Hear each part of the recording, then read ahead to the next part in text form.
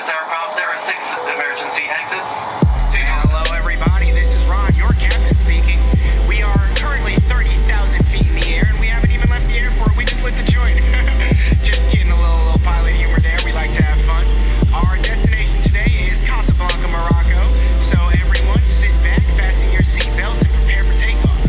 We will be arriving in 6 hours. What's up, 7-footers gang?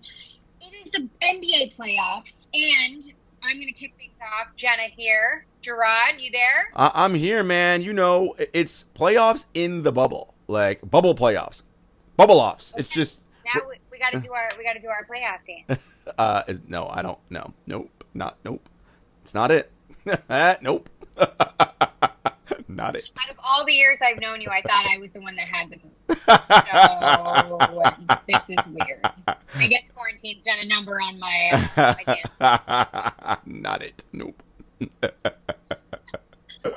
Jarod. Okay. It is the NBA playoffs, all right? It is. It is. And the joy is back. Mm-hmm. The grit, the craziness, the ultimate postseason basketball, the good hardwood stuff that we like to see. No doubt. We're going to break it down for you guys. How you feeling about all this, Jarod? You know, the playoffs, we're every series is just about started at the time of recording this, and it will by the end of tonight. And, you know, we've seen some interesting things. I think one thing that's for certain is that, you know, this will be a playoffs unlike any other. That we can say for sure. Oh, yeah.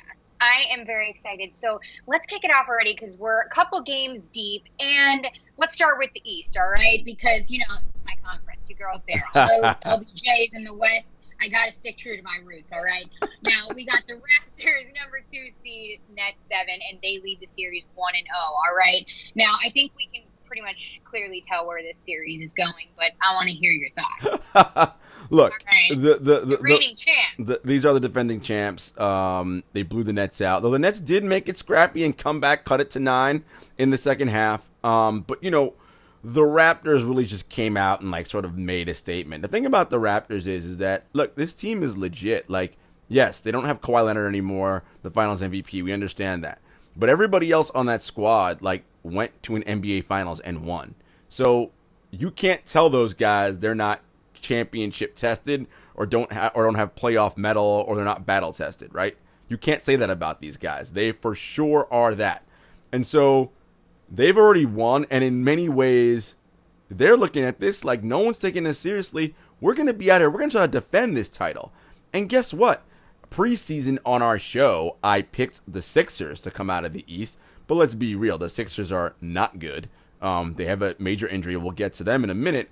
But the Raptors, all season long, besides Milwaukee, have been the best team in the conference. And I just like their versatility. I love Nick Nurse's ability to change his game plan on the fly and be flexible and malleable based on what the situation calls for. Some coaches are not good at that. They have their philosophy. They stick to it no matter what. Well, guess what? If you're losing, you might want to do something different. But I like the way that the Raptors are playing. We know about Van Vliet. We know about Siakam. We know about Kyle Lowry. Marc Gasol, Serge Ibaka, Chris Boucher, Norman Powell. OG Anunoby, who has been, he's healthy this year. Huge X factor. I like this team a lot. Right. I couldn't agree more. It hurts my soul when I do agree with you, but I do. And, you know, I ultimately have the Raptors for this series, but, like, why? I have this question next to our notes, in the show notes. Why do we underestimate the Raptors? Why? What is it? Because they're Kawhi-less? That kind of rolls off the tongue, by the way. Kawhi-less, right? Why do you underestimate the Raptors? Not me. Listen, I do think, yes, to be serious, I do think a lot of it is, well, they don't have Kawhi anymore. And you look at the rest of the roster and you're like, there is no quote-unquote superstar, right? Yeah, but they got all-stars. Kyle Lowry and Pascal Siakam are all-stars. Marc Gasol has been an all-star or a near all-star when he was in the Western Conference playing for Memphis. You know, they're a good basketball team and they're well coached. And again, I go back to the fact that they have that championship experience. They're not going to be scared or afraid of any situation that comes at them. They went toe to toe with the Golden State Warriors. Like they're going to be fine. Like they're good. And I think everyone kind of views them as an afterthought because Kawhi left. But as LeBron said, when they had beaten them in one of the seeding games, he's like, look, they don't have Kawhi, but that team is extremely well coached, and they've got great players over there. Like, and they do, and it's very obvious. And so, to the rest of the league, underestimate the Raptors at your own peril because defensively, they're outstanding. They can switch on just about anybody. Again, flexible, and they hit threes at a very good rate. And Pascal Siakam, again, he's just consistently getting better and better and better. Right. I couldn't agree more. And like you just said, you named a bunch of the key role players that, in my opinion, have grown immensely from their championship experiences prior to this, especially, the longest tenured Raptor, Kyle Lowry. Literally, they're going to have a shrine for that man all over the city if and when he leaves.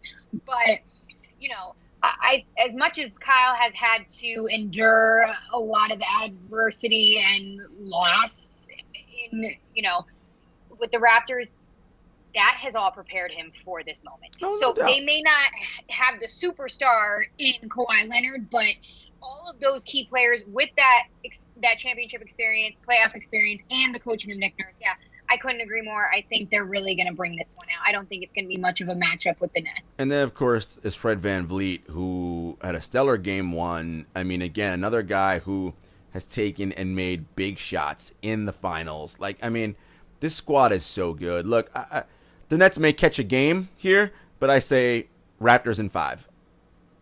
Right. Oh, God damn.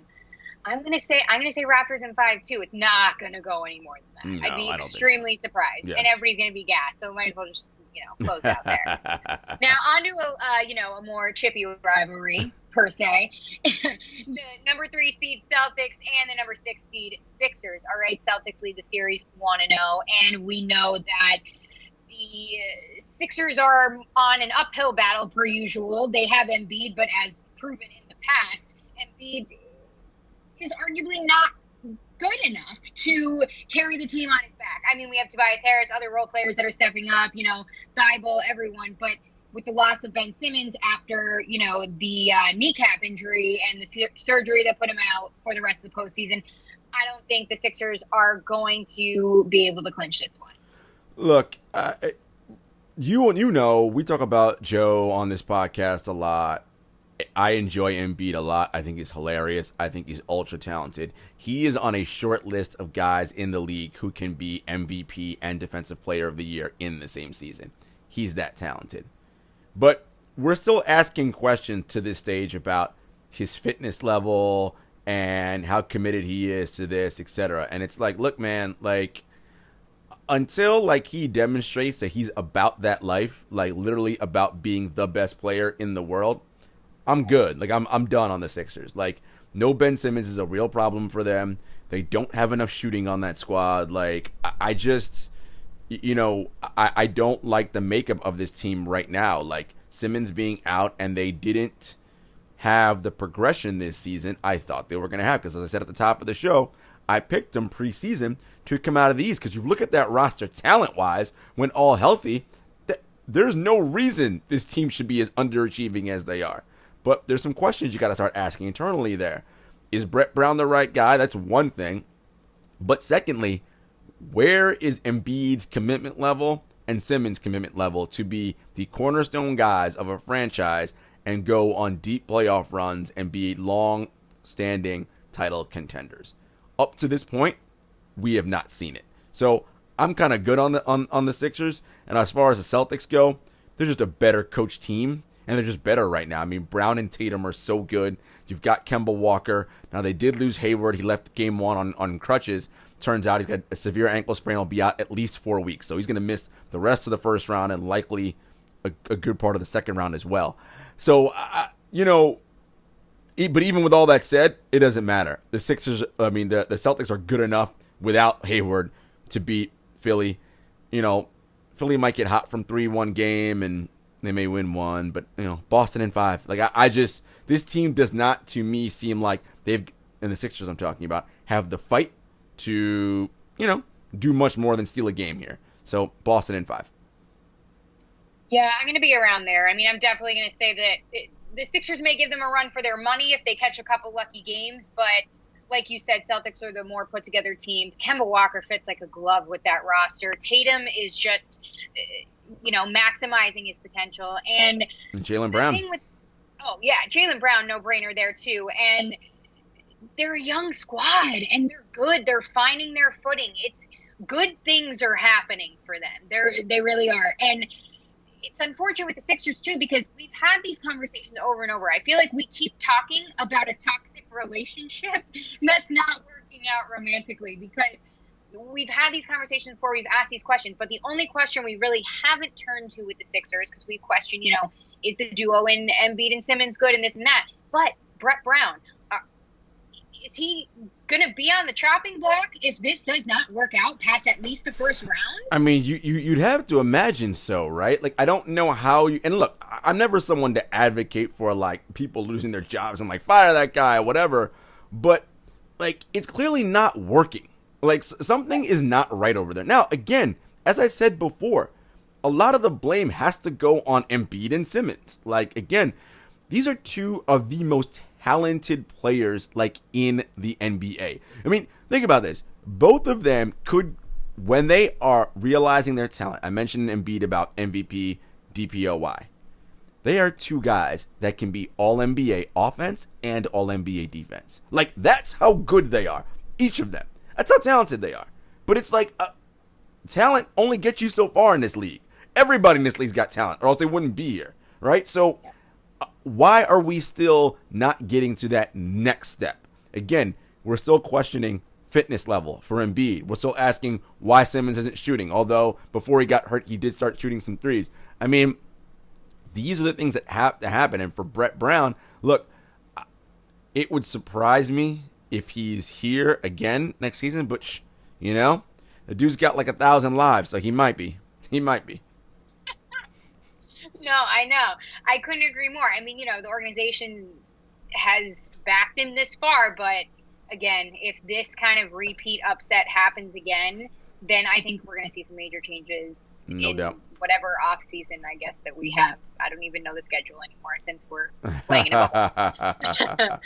But let's move on here, because we got to talk about an interesting game that just occurred between the Bucks and the Magic. All right, Bucks number 1 seed. A lot of people have them as no-brainers to win the championship, but they lost game 1 to the Magic, aka the 8th seed. Obviously, Giannis did what Giannis does and showed out, but I believe you have a problem with the supporting cast, Rod.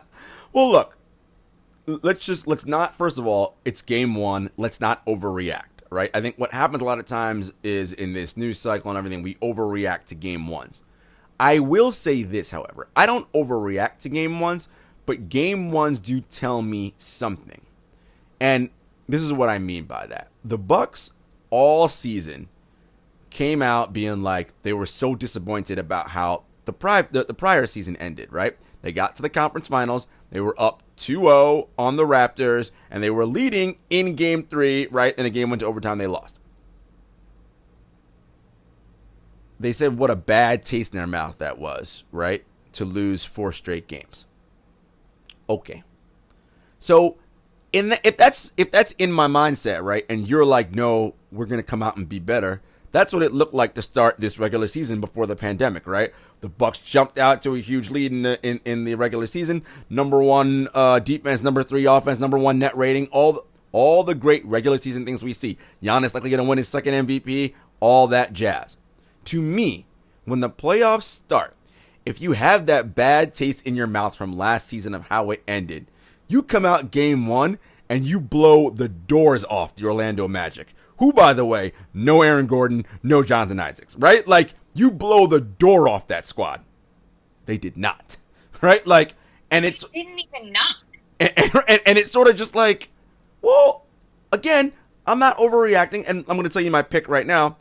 I still think the Bucks will win this series in 5 games, but that is not the way in which I thought they were going to come out, given how everything went last season, right, in the playoffs. I thought they'd come out on a mission and be like, you know what? We're going to show everybody. Because, look, the reality is, while many people like the Bucks, a lot of people clown the Bucks, right?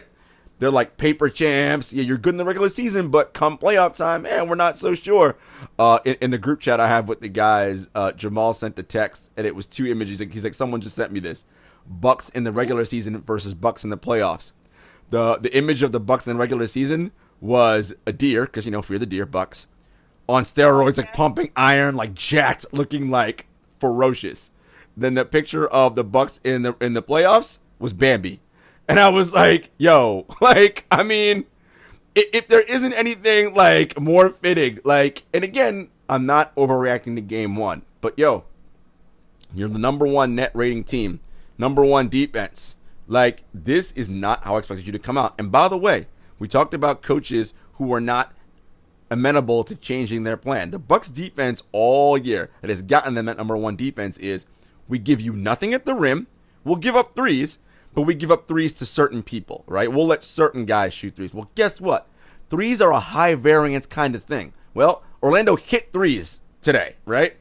And they won. Evan Fournier, all these guys hitting threes. Vooch, I mean, they were killing them. And yeah, Giannis did his thing. But Giannis was slightly less efficient than he normally is. Now, to be fair, everyone's efficiency in the history of the NBA in the playoffs goes down, with the exception of like 3 people. Right? But everybody else, because the defense is just better. That's just how it goes.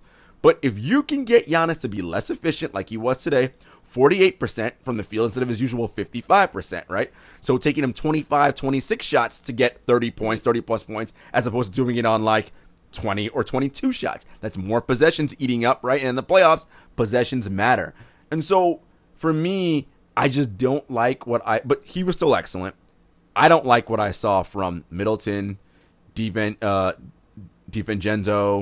from Pat Connaughton, Eric Bledsoe, Wes Matthews, Brook Lopez, like the rest of these dudes. I just didn't like what I saw. And if they're going to win a championship, the rest of them guys got to do better. Well, exactly. It's like they didn't even show up, and not to mention the guys you just named.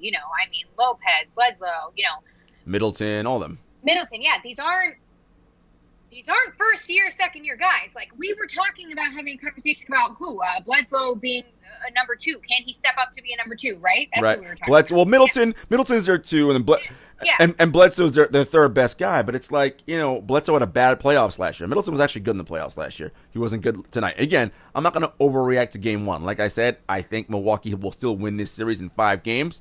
But for me, if I'm a Bucks fan, that is not how I would want my team to come out given last year.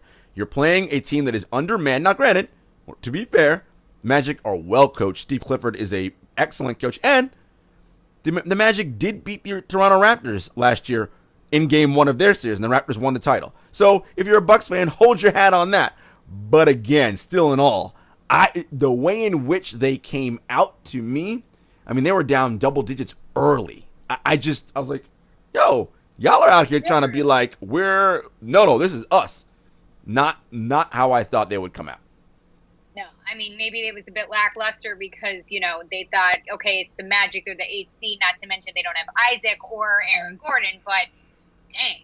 I mean, for anyone on that squad who does listen to the critics and the chatter of the internet, you ain't gonna like it today. So, it's not gonna be good. And I'll say this, that chatter's gonna get loud and it's gonna start talking around, if they don't advance, is Giannis going to stay? All that chatter is going to become real, right? Again, I will say that it's one game. Let's not overreact. But still in all, not the type of outing from a team that many think can win a championship looks like, right? They didn't look good. And to be fair, they haven't looked good since they came to the bubble, right? They've just been looking off. And, Milwaukee racing out to the regular season and being so good, they were in a rhythm and in a flow. The pandemic, like they did to everybody else, caused them to reset while they were cranking on all cylinders, which unfortunate for them. And they spent all that time playing well to get that home court advantage and be the number 1 overall seed. Home court advantage don't mean nothing in the bubble. Right? Like this, it means nothing. Like exactly. So exactly. And just a last note on that, but again, it's early on, but if Giannis from the start, from the jump, aka right now, has to play at 110% the whole time like a LeBron James kind of role, that's tough. So these role players need to step up, for real. Let's move on here to close out the East. Pacers, 4th seed versus the Heat, the 5th seed. Nice matchup there. And the Heat lead the series 1-0 right now. I trust Jimmy Butler with my life. That's all I'm saying. You know, it's interesting. This game, as we're recording today on a Tuesday, this game just finished before we got on, and this is actually a close game through 3 quarters, very close. And then the Heat pulled away in the 4th to win 113-101. So it's one of those like final score may not be indicative of how close the actual game was. I'm actually surprised because the Pacers don't have Sabonis. And Oladipo's not quite back to his full self yet, right? I mean, they have Brogdon, they have Turner, they got T.J. Warren, who was on a scoring tear in the bubble. But in many ways, it's a different look Pacers team. And so I thought that would be problematic given how cohesive the Heat are as a unit, right? With Bam and Jimmy, Dragic, and those guys. But, you know, again, in Jimmy Butler, I trust, right? If you're looking at both teams, Jimmy has made... You know, he's done stuff in the playoffs, right? Like he's hit shots. He certainly is not one that lacks confidence, right? And I think that infuses that Miami Heat team and the way they play defense and the way they fly around the ball. Like they pulled away again in the 4th quarter. It's interesting. If you were to ask me probably a couple of days ago, I would have said Heat in 4. But you know what? Given how well the Pacers played today, the Pacers might grab a game, maybe 2. So, in a 4-5 matchup, just because of where they are, says on, just by positioning, that the teams are closer than you would think. So, I'm going to say Heat in 6. I'm going to give the Pacers 2 games. Heat in 6. Oh my gosh, that's literally what I'm going to say too, because I have so many thoughts. So, the Heat Pacers matchup is actually one that I didn't think I'd be so invested in. But I am because, number one, the seating's so close. Number 2, like I said at the beginning, I'll trust Jimmy Butler with my life. Like, literally no joke. A lot of y'all want Steph Curry to take a last shot, but if I'm in the playoffs and the confidence is flowing, the grit's happening, somebody's up in my face, throwing 5 fingers in there, I'm going to call Jimmy Butler. I'm like, what's up? Can you get me some $20 coffee, stack up the paper, and then let's do it. So, Oladipo's not 100%. T.J. Warren, yes, he's been showing out in the bubble, but is it consistent? Can we trust it? Not to mention he's got allegedly non-serious plantar fasciitis. So that could be a factor down the stretch. So I'm going to go safe choice for myself here, Heat in 6, but it's going to be good. Iggy's a national treasure. And like he said, he's only got 2 years left on him. I need to see this man. I need to see him play. And that is that. Let's move on to the West because like we always say, aka it's like I say, it's stacked, it's insane, but it's already getting good. We have to talk about the Jazz and the Nuggets, all right? Jazz is 6th seed, Nuggets 3rd seed. Nuggets lead the series 1-0 despite my guy, D-Mitch, dropping 57. Like, what is this? Is this a game? Is this a game? Lillard game? No. It's Donovan Mitchell. But it wasn't good enough. It was not. That was a great game. Donovan Mitchell and Jamal Murray kind of going back and forth in the 4th quarter into overtime was really something awesome to watch. 2 good young guards in this league. Really, really excited for them. When you're the Jazz and you don't have Bogdanovich, who's, again, out for the season, and Mike Conley, who was with his wife for the birth of their 3rd child, I believe, and that's your starting point guard, I mean, that puts a lot on Donovan Mitchell's shoulders, right? And he had 57 and almost single-handedly. I mean, to be fair, he had help. Rudy Gobert played excellent defense. Joe Ingles did some great stuff. But that's a lot to ask for Donovan to do against a team like Denver that is really, really talented. And that was a hell of a game. I think this series is going to be such an interesting series, particularly because Conley, from what we're hearing, looks like he might be back in time for Game 3. So if they can split somehow, if the Jazz can win game 2 and you get Conley back for 3, this can sort of lighten the load a little bit for Donovan Mitchell, have him play a little bit off ball, do some catching, shooting, cutting, some stuff. It could be something interesting. I think I was interested watching that game because down the stretch, Denver really just went to a 2-man game. It was Murray, Jokic, Murray, Jokic. That's it. That's kind of what they did. And Jokic is great. And what I thought was so interesting about that game, though, was the presence of Rudy Gobert on defense impacting Jokic on offense. There were a couple of times, and I watched a few possessions late on Synergy just to see if my eyes were actually telling me what I saw, or was I just caught up in the emotion of the game, right? So I like to go on Synergy after just to be like, all right, it's over now. I already know who won. Take the emotion out and see, was I watching what I thought I saw? There were a couple of times where I thought Jokic on a pick and pop was open, had the jumper, and I'm like, shoot the ball. But instead, he drove it into Rudy. And I'm like, to me, that's a way lower percentage shot driving into Rudy. Why are you up faking this dude? Catch, let that thing go, release it and go. And so there were a couple possessions where I thought he could do that. But that speaks to, one, how good Rudy is. I mean, he's a multiple-time Defensive Player of the Year. So there's that.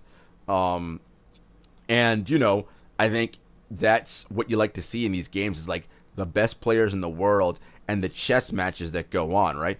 It isn't that Jokic is scared per se. It's he's calculating shit.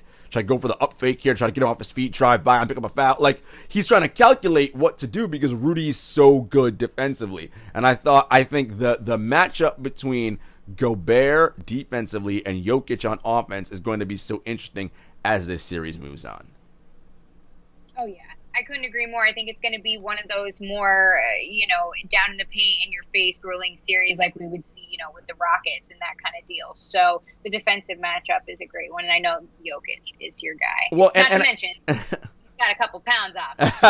And I think too, move faster. What Jokic needs to do is when he gets the ball up the 3-point line, and Rudy's sagged into the paint, let those threes fly. Force Rudy to come out and guard you out there, and then that can open up some more stuff for guys cutting to the rim, right? But of course, Rudy's making that calculus I think I'm gonna rather let you shoot the 3 than let someone cut behind and get to the rim, right? So that's the chess match going on there. So it'll be interesting. I also thought, we love Michael Porter Jr.'s game on this podcast, and he's been playing well in the bubble, and he got his first taste of playoff action last night. And I think what you realize is when you're a rookie, how much you have to learn, right? And there were moments on defense, literally, where the Jazz targeted MPJ in pick and roll every single time, right? And because what the pick and roll does when you are the defender, it forces you to have to think. You're like, okay, what up, right? All of a sudden, instead of just reacting and going, you're thinking, okay, pick's coming. What's my help side? You're already thinking about what the other machinations of this thing that you have to do to defend. And once you're thinking, you're not playing, right? You're not reading the game. And that half a beat slow on your feet, you're toast, right? And he got cooked a couple times on the pick and roll, and he didn't fight over a hard Gobert screen sometimes. And to be fair, a Gobert screen's hard, but MPJ's 6'10". You're not small. You're a big dude. But these are all learning things for a rookie, right? I mean, he is a rookie. This is his first full year of action. So it'll be interesting to see, how much rope Mike Malone gives him, particularly defensively. We saw it in that game. He didn't play most of the fourth and overtime, right? Because it's we can't have you out there because you're somewhat of a liability, right, on defense. So, but again, this is all learning for Michael Porter Jr. As far as this series goes, I think it'll be tight. I really do. I think if Conley comes back, the Jazz will be frisky. But I do think the Nuggets are better ultimately. So I'm going to go, if Conley comes back and he plays well, I'm going to go Nuggets in 6. Okay, all right. Well, first of all, that was a wonderful description of the difference between a rookie and a veteran in playoffs and in playoff situations. Like you said, they have so much to learn. Like you always say, LeBron James, probably a bad example, seeing as he's LeBron James. But still, he's one of those players on the veteran level that reads plays before they're happening, 5 times before they're happening. So these guys have to train their minds as fast as their bodies are working. They need repetition, right? MPJ needs reps. He doesn't have reps, so he doesn't know, right? LeBron, Chris Paul, all these guys know because they've got billions of reps. So it's auto recall. They don't have to. They're just reading. They're not. It's nothing that they haven't seen before. They're reading the game, right? It's like, and it's somewhat easy to a certain extent, but that's the years of putting in the work. Porter Jr.'s, he's just starting out. Exactly. I'm going to go Nuggets in 7. I think it'll also be tight, but ultimately, let's be serious. Nuggets are the better. They are the better team. All right. Sorry to dematch, but, all love it. Anyway, let's move on to a more controversial matchup, to say the least, after game 1. Okay, Clippers, number 2 seed, and the Mavs, number 7 seed. Clippers, no-brainer, like most of us thought. Lead the series 1-0, and a lot of people are arguing that they may not be leading the series if Kristaps Porzingis was not ejected from the game over what a lot of people are saying, aka LeBron James and a bunch of others, was a bogus call. Well, was it bogus? Let's be fair. Let's be real about something for a minute. Of course, LeBron's going to say that it was bogus. He don't want to see the Clippers, right? He's like, nah. I don't want to see them Clips. I will, however, say the technical fouls that Porzingis got, to the letter of the law, were correct. But in the spirit and in the competition of the playoffs, that was some bullshit. Like, on the first tech, all he did after he thought he got a clean block was punch the air, and like, he got mad. Like, oh, come on. But, like, no need for a tech there. Like, he didn't punch anyone. He punched the air. Like, the thing that, we have to remember is like, these dudes, this is a high intensity, highly competitive, testosterone flying all over the place. They have to have some leeway to let their frustrations out, right? Like, the refs have to keep control of the game, but there was nothing even remotely going to get out of control there, right? Kristaps he punched the air and was like, come on, that was clean, and he went about his business. No need for a tech there. That was nothing. So then when the second one comes, when he pushes, who did he push? When he pushes Morris, like, all right, like, you could give him the technical for that one. Okay, fine, but that would have been 1 tech, not 2, and he would have still been in the game. And they were playing well. Now, the whole like, well, if Porzingis was in, they would. We don't know that. Maybe they would have. Maybe they wouldn't have. What I will say is this: I picked the Clippers to come out of the West and win the actual entire title. But if you're going to catch the Clippers and beat them, this is the round to do it. Because remember, the one thing the Clippers don't have that a lot of the other teams have is playoff continuity, right? Kawhi Leonard and Paul George are new additions to this team. Yeah, they individually have a lot of playoff experience. Kawhi, of course, winning titles and finals MVPs. And the rest of the Clippers players have playoff experience together. But this unit as a whole, they as an entire unit don't have experience together. So it's going to take some time for them to work out some things. So yeah, if you're going to catch them, this is the round to catch them in.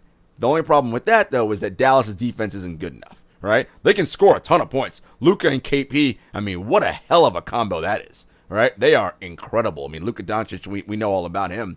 And Kristaps Porzingis healthy, put on some muscle. I love what Rick Carlisle is doing in Dallas. I love this team. Honestly, they are, and this is no shade to Tim Hardaway Jr. He's actually playing excellent. But they are an elite 3-and-D player away from being scary good. Like, scary good. A lot of people don't say that. I don't want to say a lot of people don't know that, but a lot of people don't even acknowledge that at all. Scary good. Scary good. They are like, the black sheep right now. Scary good. I mean, Luka's a 6'8", Magic Johnson, Larry Bird. He's like, he's phenomenal. I mean, his feel for the game, his ability to shoot. He turns the ball over a ton, but he's also high usage, so that that happens. He's Luka's the kind of player that's going to be a perennial MVP candidate, right? Like all NBA type of guy. And if Porzingis is a consistent all-star and vying for like an all NBA team, again, That's a hell of a duo, and they get an elite 3-and-D. Woo! You got problems in Dallas. Like, that's because how are you matching up with them, right? Like, good luck. Like, they're too good. So all that being said, you know what I say about the Clippers. They have fun guy Kawhi. They got PG-13. They got Pat Beverly. They got Lou Williams. They got Montrez. They got Zubac. They got Landry Shamet. They got Morris. I mean, I just like this team so much. I like Doc as a coach. And again, there is a level that this team can get to defensively that nobody else can get to. And when they turn that on, it's a problem. So I like the Clippers in this. But I'm going to give the Mavs another game. I'm going to say Clippers in 6. Jarod, I'm saying Clippers in 6. My goodness. It's easier right now. So I'm sure our picks will be very different. But yeah, Clippers in 6. I think the Mavs, because of their offense, will push them. But that is it. When it comes to defense, that's it. It's a nightmare. It's over. Kawhi's hands are everywhere. I don't know how to describe it. And not to mention, Doc Rivers, come on. Yeah. I mean, and let's be fair. Doc on the sidelines. Let's be fair. Rick Carlisle is an outstanding coach. Outstanding coach for Dallas. I just like the Clippers' pieces better and their ability to play defense. Oh, yeah. Not to mention, like you said, when they turn that on, it's done. Yeah. It's over. Lights out. So that's it. Let's talk about a really, really exciting matchup. In the number 1 seed, LeBron James and the Lakers versus Portland, the 8th seed, but you wouldn't guess that at all with the way they've been playing, Dame especially. But this is an incredible matchup. As we know, LeBron James and Carmelo Anthony will meet in the postseason for the first time since, 2012. This longtime friendship, they've been battling it out on the court for 17 seasons. I mean, it's going to be exciting. I mean, Dame is flowing, firing on all cylinders, and Melo is, in my opinion, falling into that role that he needs to be in. CJ too, but are they a matchup for the Lakers, who I have taking it all? Look, Dame, I said this, I was talking to Brian and Dexter the other day. I said Dame is literally the Human Torch, right? Like, that's who he is right now. He is, literally, his entire body's on fire. He's playing so well. I believe he was named MVP of the seeding games in the bubble, right? The best player or whatever the award was. Dame's good. CJ's hurt right now on Portland. That's a problem. They got Melo. They got Nurk. Collins, I think, is going to miss game 1 or is not starting game 1. Dame is good enough, and he'll win a game probably by himself because that's how good he is.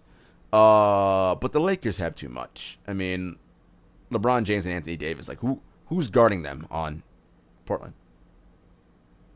Right. No. Right. No one is guarding. Right. And so I just, and Kyle Kuzma's going to be a matchup problem. Who, by the way, I've got my Kuzma issues, Mr. All-Drip first team.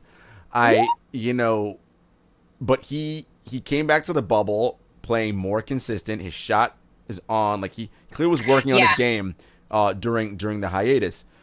The Lakers, again, are just a better top to bottom roster. And Dame is Dame, and he's that dude. But he by himself with looks like an injured CJ, not enough, right? It's not enough. So I want to say Lakers in 5 here.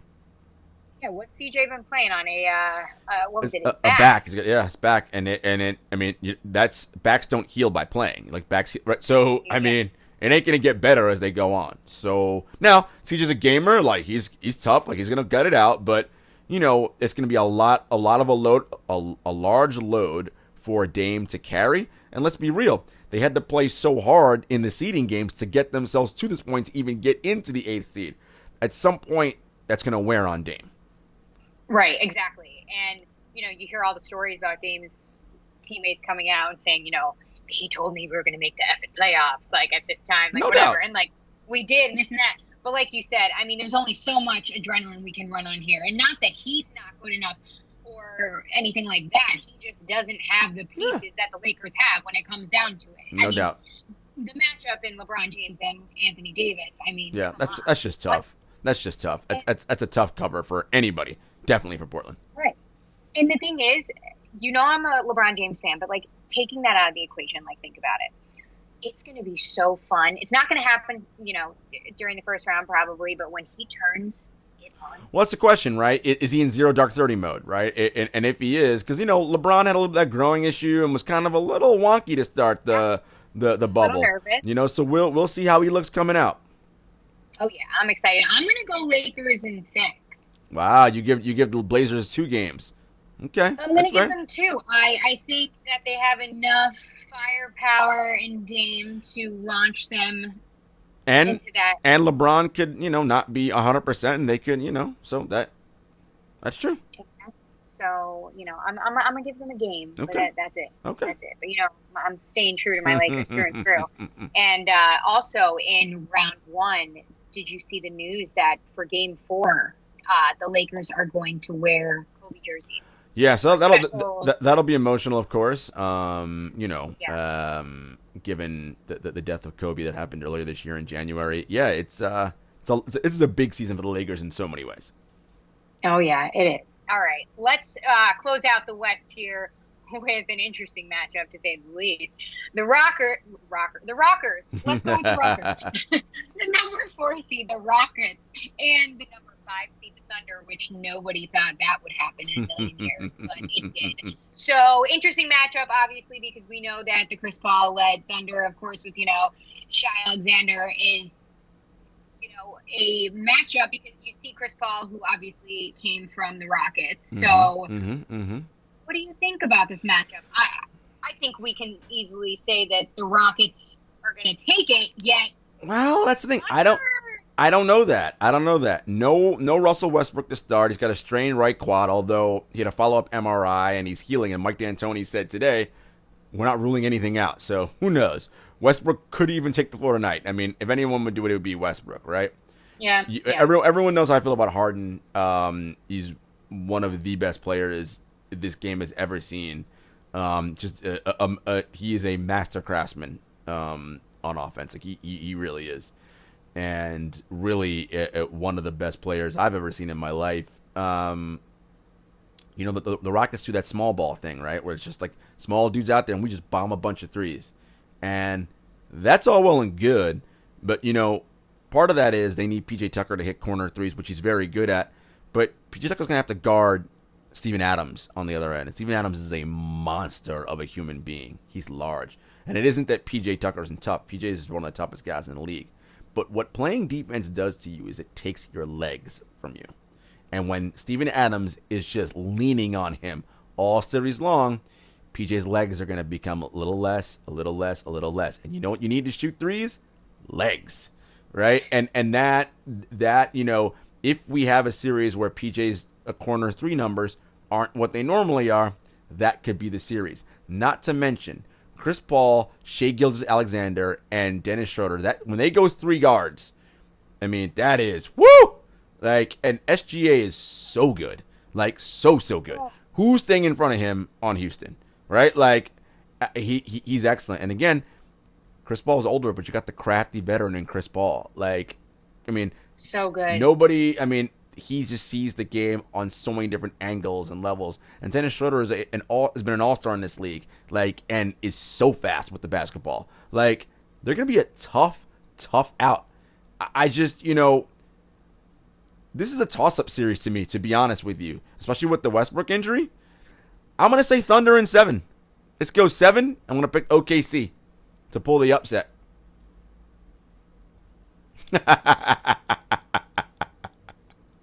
Yeah. I really wasn't expecting that. If I were to bet some money on it, I totally would have thought you would have taken the Rockers. So that's because I want to take the Thunder and the Rockets at the same time. Anyway, because you picked the Thunder, I'll take the Rockets in 7. Yes, the Russell Westbrook injury makes me nervous, but James Harden is also James Harden. He's James Harden. Tucker. These two guys have been playing together for as long as you can remember, and not to mention they have a lot of postseason experience. Not far experience, but well, listen, conference finals. And actually, they've both been to the NBA finals early in their career, but they've both been to the NBA finals, so they have that experience.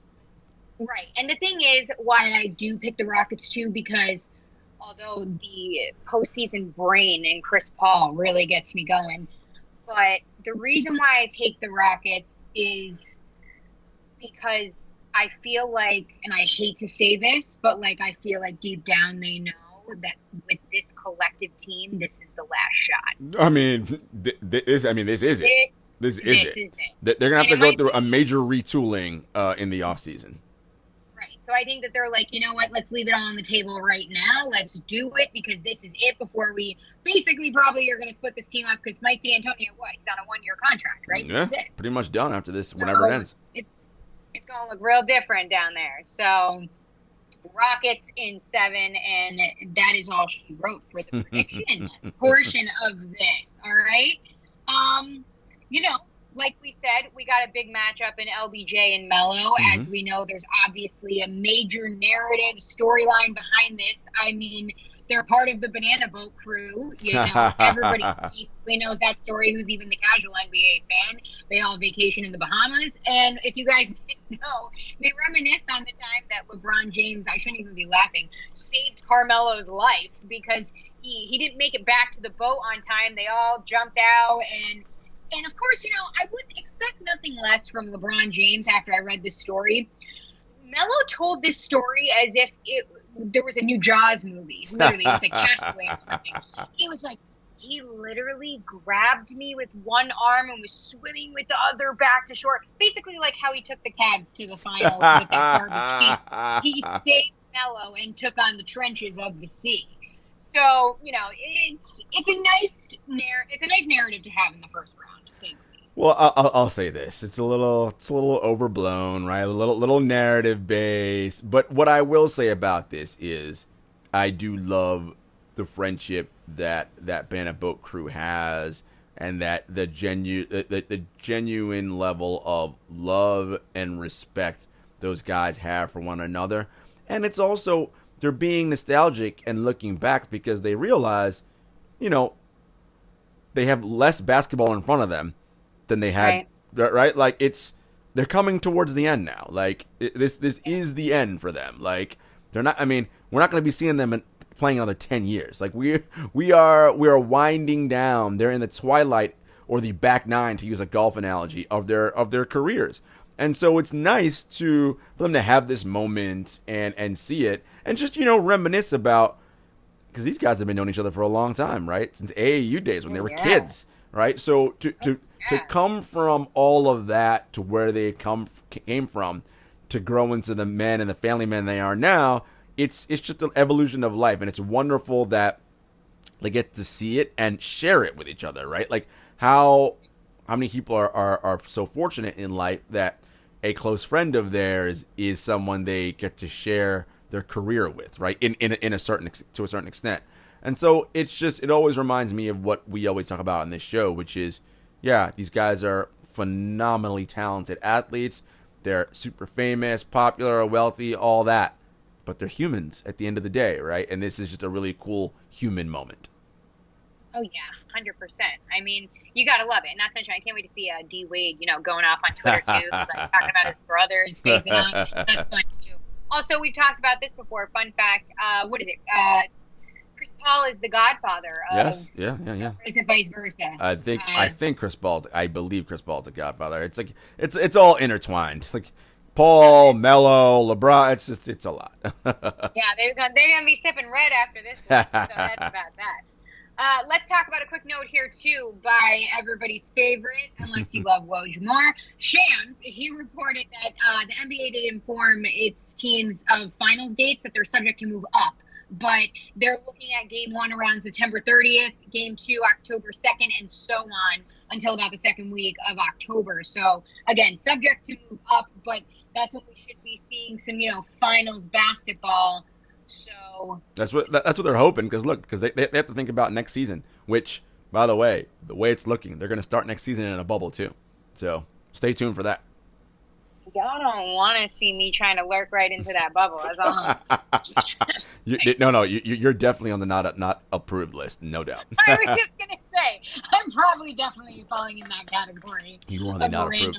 You are the not approved list. All I'm going to tell you is that right now, with how the world is looking and the second bubble coming, all the imports are probably looking real sad right now. They're like, crap, we got to go out and find us some regular men.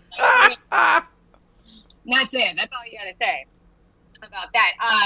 Coaching updates too. We got a couple contract extensions in the mix. Your guy. My guy. Look, you want to say a few words? It's not about any. Look, everyone who listens to this podcast knows. Look, I think Brad is a very good coach. I think Brad gets rated sometimes a little higher than like what he has proven. By the way, homie has not won a championship, but the way people talk about him, it's like he's a championship level coach. Yet to be seen. By the way, Nick Nurse won a championship, better coach than Brad Stevens. Just gonna put that out there. Anyway, but no, listen, Boston's got their man. He's who they want for their future. Again, as I said, Brad's a very good coach, so kudos to him for getting his contract extension. Nate McMillan in Indiana also got a contract extension. Kudos. And, real quick on Nate, he's someone who evolved his philosophy over time. Wasn't really big into shooting threes, but he's like, you know what? This is where it's going. This is what the league's going. I'm going to adopt this. And this team consistently overachieves every year, and that has to be rewarded. So kudos to the Indiana Pacers and Nate McMillan. But, of course, Jenna, not all the news is positive. I love that segue. New Orleans. Okay, they just missed head coach Alvin Gentry. I mean, I'm not shocked after the moves that they kind of made with their star in Zion, among other things. But, hopefully they can find somebody to step in there and coach the number one draft pick. Well, look, David Griffin and Trajan Langdon, EVP and GM, they have a plan.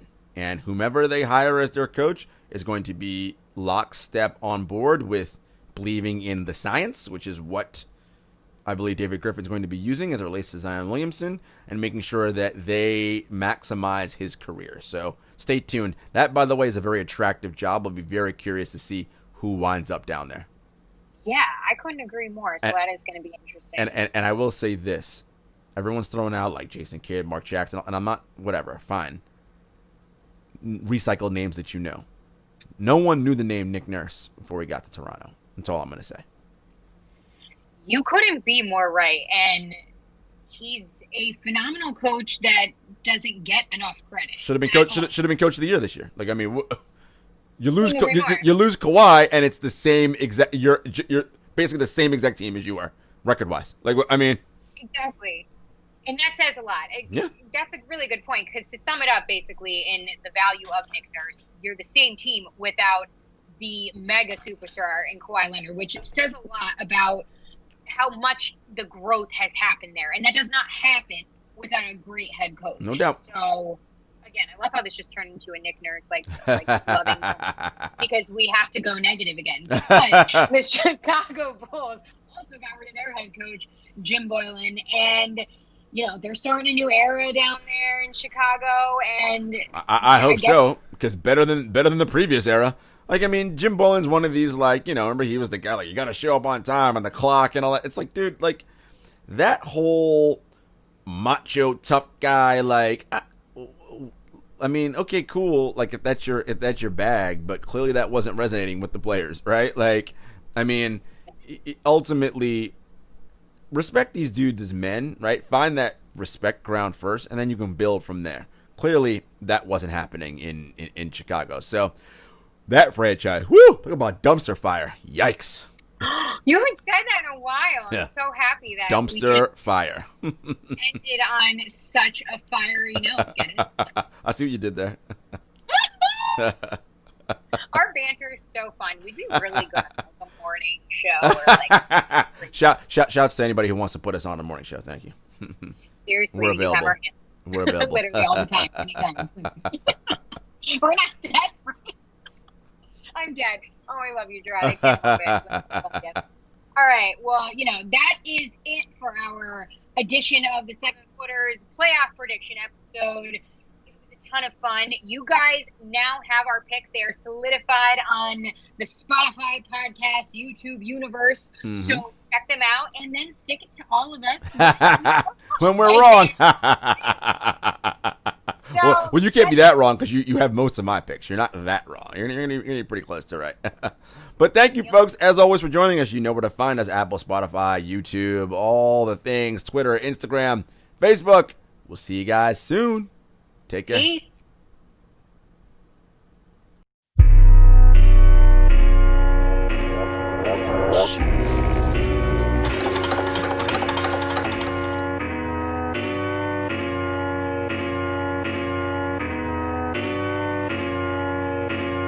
Spent a couple years out here with these raps, trying to have a plan that we made come true. Applied to some jobs, but I ain't hit back. I don't wanna trap, what's a man gonna do? Chevy told me come